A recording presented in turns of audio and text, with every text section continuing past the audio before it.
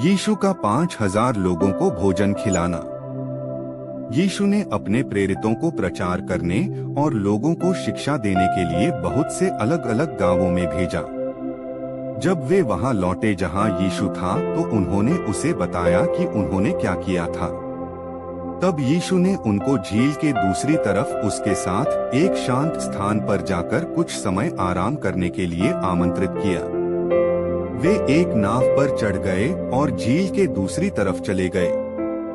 परंतु वहां बहुत से ऐसे लोग थे जिन्होंने यीशु और चेलों को नाव में जाते हुए देखा था।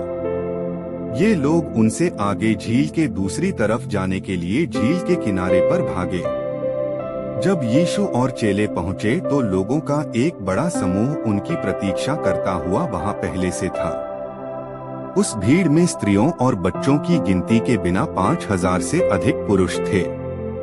यीशु ने उन लोगों पर बड़ा तरस खाया। यीशु के लिए वे लोग बिना चरवाहे की भेड़ों के समान थे। इसलिए उसने उनको शिक्षा दी और उनके बीच में जो लोग बीमार थे उनको चंगा किया। दिन के अंत में चेलों ने यीशु से कहा, अब देर हो गई है और आसपास में कोई नगर नहीं है। इन लोगों को विदा कर ताकि वे जाकर खाने के लिए कुछ लें।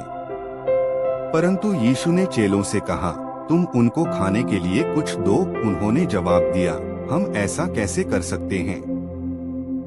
हमारे पास केवल 5 रोटी और 2 छोटी मछलियां हैं। यीशु ने अपने चेलों से कहा कि वे भीड़ के लोगों को घास पर 50-50 के समूहों में बैठने के लिए कहें। तब यीशु ने 5 रोटी और 2 मछलियों को लेकर स्वर्ग की ओर देखा और उस भोजन के लिए परमेश्वर को धन्यवाद दिया। फिर यीशु ने रोटी और मछलियों को टुकड़ों में तोड़ा। उसने लोगों को देने के लिए अपने चेलों को वे टुकड़े दे दिए। चेले उस भोजन को बांटते रहे और उस भोजन में कोई घटी नहीं हुई। वे सब लोग खाकर तृप्त हो गए।